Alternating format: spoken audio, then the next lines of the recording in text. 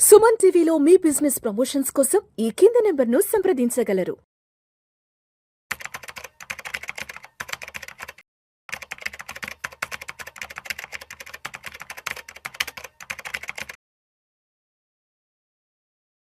అనిల్ గారు నమస్తే సార్. నమస్తే విష్ణు సార్.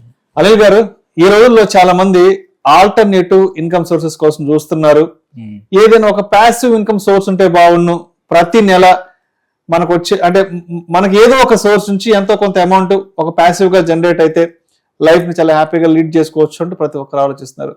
అయితే గత 4-5 సంవత్సరాల నుంచి ఈక్విటీ ఇన్వెస్ట్మెంట్స్ మార్కెట్ అనేది బాగా బజ్ క్రియేట్ చేసింది. అందరూ కూడా పెద్ద ఎత్తున ఈక్విటీ ఇన్వెస్ట్మెంట్స్ లోకి వస్తున్నారు.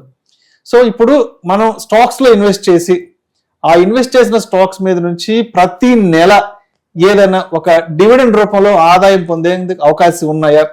అలా గనక ఉంటే అంటే జనవరి నుంచి డిసెంబర్ వరకు ప్రతి నెల ఏ కంపెనీస్ డివిడెండ్స్ ఇచ్చే అవకాశం ఉందంటారు? అటువంటి అవకాశాన్ని మనం ఏ విధంగా ఎన్కాష్ చేసుకోవచ్చు? తప్పకుండా మీరు అన్నట్టు చాలా మంది ఏంటంటే ఒక ఈక్విటీ మార్కెట్స్ నుంచి కూడా నాకు ఫిక్స్డ్ ఇన్కమ్ రెగ్యులర్ గా రావాలి ఏదన్నా ఒక రకంటే డివిడెండ్ పేయింగ్ అనేవి స్టాక్స్ అనేవి ఒక మంచి ఆప్షన్. ఆల్రెడీ చాలా మంది ఏంటి డివిడెండ్ పేయింగ్ స్టాక్స్ వాళ్ళు ఐడెంటిఫై చేయలేకపోతే మ్యూచువల్ ఫండ్స్ ఉన్నాయి డివిడెండ్ పేయింగ్ అంటే డివిడెండ్ ఈల్డ్ మ్యూచువల్ ఫండ్స్ అని అంటాం. కొద్దిమంది వాటిలో చేస్తారు. ఎందుకంటే ఫర్ షోర్ ఏంటంటే ఈ కంపెనీస్ 3 నుంచి 7 to 10% వరకు డివిడెండ్ ఇస్తాయి. ఈ మ్యూచువల్ ఫండ్స్ కూడా అట్లాంటివి. కానీ అందరూ మ్యూచువల్ ఫండ్స్ లో ఇంట్రెస్ట్ ఉండదు. మేమే సొంతంగా లైక్ ఐటీసీ లాంటి కంపెనీలు కానీ కోల్ ఇండియా కంపెనీస్ ఏవైతే రెగ్యులర్గా ఇస్తూ ఉంటాయో వాటిని వాళ్ళ పోర్ట్ఫోలియోలో యాడ్ చేస్తూ పోతా ఉంటాయి. ఏంటంటే ప్యాసివ్గా అప్పుడప్పుడు మనకి ఒక చెక్ వస్తుంది, అది 6%, 5% అంటే మార్కెట్ వాల్యూ పైన కాదు బట్ ఫేస్ వాల్యూ పైన మనకి ఇంత పర్సెంటేజ్ అనేది పక్క వస్తూ ఉంటుంది. సో అలాంటి వాళ్ళ కోసం ఏంటంటే ఒక చిన్న క్యాలెండర్ లాగా ఏది ఒక్కొక్క నెల ఒక స్టాక్ ఒక్కొక్క నెల అలా చేసుకుంటే ఏంటి అడ్వాంటేజ్, నువ్వు ప్రతి స్టాక్ లో ఒక 5 లక్షలు 10 లక్షలు చేసుకుంటూ పోతే నీకు ప్రతి నెల ఇంత అమౌంట్ ఏదో ఒక కంపెనీ నుంచి నీకు డివిడెండ్ పడుతూ ఉంటుంది. సో దేర్ బై ఏంటంటే ఇంకొక ప్యాసివ్ లైక్ మనకు రెంట్ ఎలా వస్తుందో, రెంట్ ఎంత వస్తుంది మీరు చూసుకుంటే సపోజ్ రెసిడెన్షియల్ రియల్ ఎస్టేట్ ఒక ఫ్లాట్ ఏదన్నా ఉంటే 3 to 4% వస్తుంది. అంతే. కమర్షియల్ అయితే 5 to 6% వస్తుంది, హయ్యర్. ఇది ఎక్కువ సైడ్.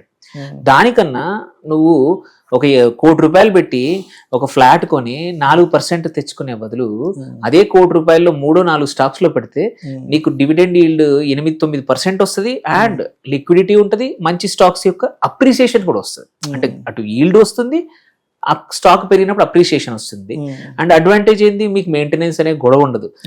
ఈ డిమాట్ లో అకౌంట్ లో డబ్బులు ఉంటాయి, ఒక ఫ్లాట్ కొనే బదులు ఇక్కడ డిమాట్ లో డబ్బులు ఉంటాయి సైమల్టేనియస్లీ. సో చెప్తాను, స్టార్ట్ చేస్తాను. ఒకటి జనవరిలో చూద్దాం. జనవరిలో 3 కంపెనీస్ ఉన్నాయి రెగ్యులర్ గా డివిడెండ్ ఇచ్చే కంపెనీలు. ఒకటి NALCO, national aluminium corporation wonderful returns ఇస్తోంది ఈ సంవత్సరం. అల్యూమినియం పెరగబోతోంది, ఆల్రెడీ పెరిగింది లాస్ట్ ఇయర్, ఈ ఇయర్ పెరుగుతుంది. అటు అప్రిషియేషన్ వస్తుంది, వాళ్ళ డివిడెండ్ కూడా వస్తుంది. అట్లాగే స్టీల్ అథారిటీ ఆఫ్ ఇండియా, అది వండర్ఫుల్ గవర్నమెంట్ కంపెనీ ఇది కూడా.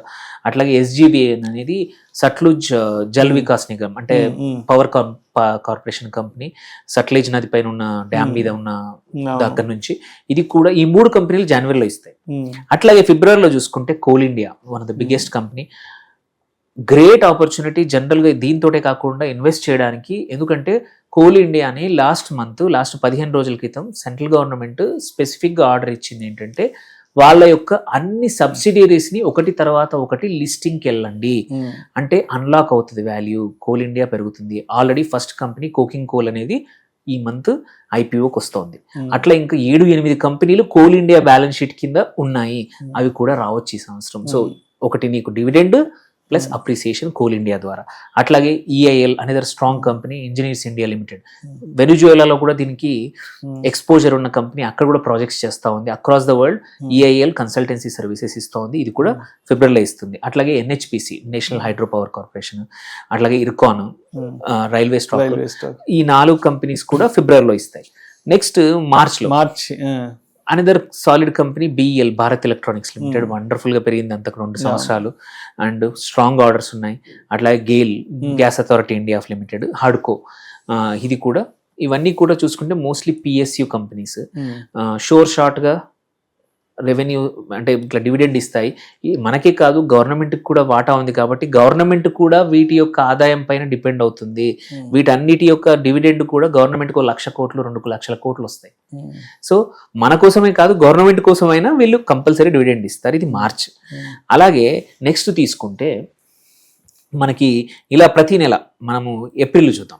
ఏప్రిల్లో చూసుకుంటే RVNL, ఇది కూడా రైల్ వికాస్ నిగమ్ వీళ్ళు ఇస్తారు. మేలో వచ్చేసి NLC ఇండియా రైట్స్ అనేది రైల్వే కంపెనీ.